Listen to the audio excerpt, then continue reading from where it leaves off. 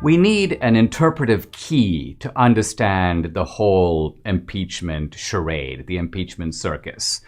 And the interpretive key is the concept of projection. Now, this is a sort of a psychological concept. Many people attribute it to Sigmund Freud, but it was actually developed by Anna Freud, his daughter. The concept of projection basically is like a projector which throws an image onto a wall. The basic idea is that people who do something, and often something really bad, project it onto someone else, accusing others of the crimes that they themselves are guilty of. And you see this in spades in impeachment, but more broadly with the Democrats and Trump. Let's look at some specific examples. The Democrats accuse Trump of inciting and fomenting violence. Did Trump do that?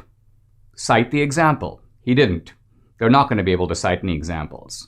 But there are plenty of examples on their side of not only condoning violence, but calling for it, demanding it, protecting the violent ones, putting up bail money for them, saying that the violence will continue and sort of smiling and exulting in that fact. That's the Democrats for you. And they perpetrate this violence again and again. They've been perpetrating it on elected members of Congress.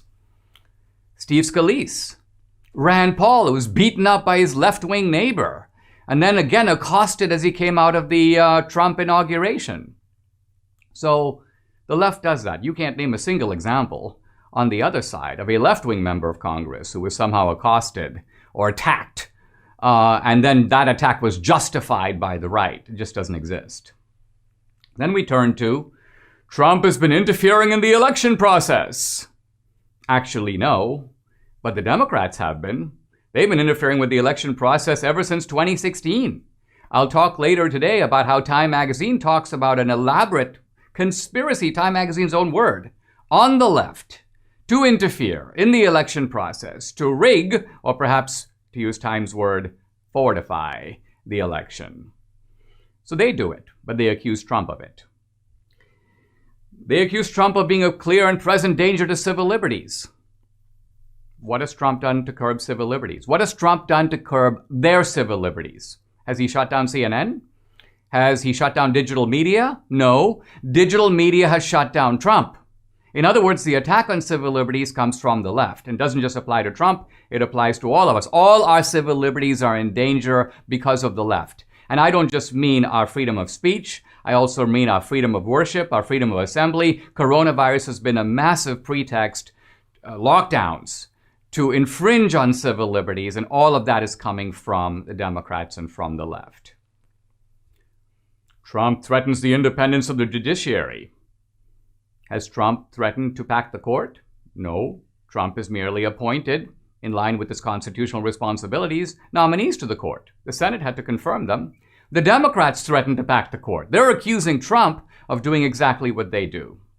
And finally, Trump has used his office to benefit himself. This has been going on. They've been making this case going back 4 years now. And yet, I read an article that just came out.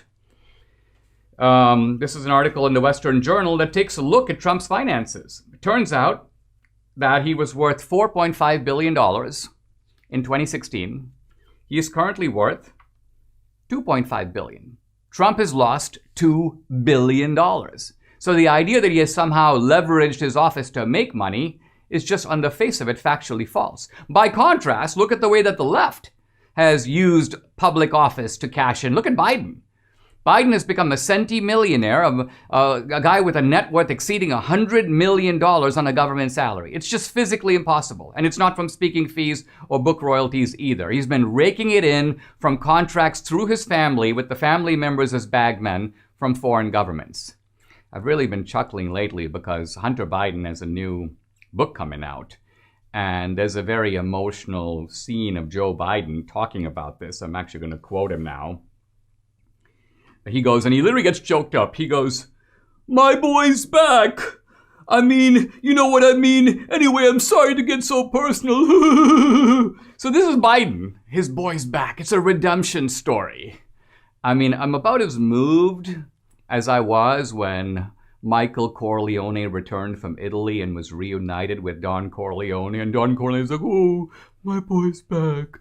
Hey, You got away with murder. This is great. Now you can stay around and kill all our enemies. Now, I obviously don't mean the analogy of getting away with murder literally, but figuratively, the Bidens have gotten away with murder. And what I mean is they have run an international financial racket.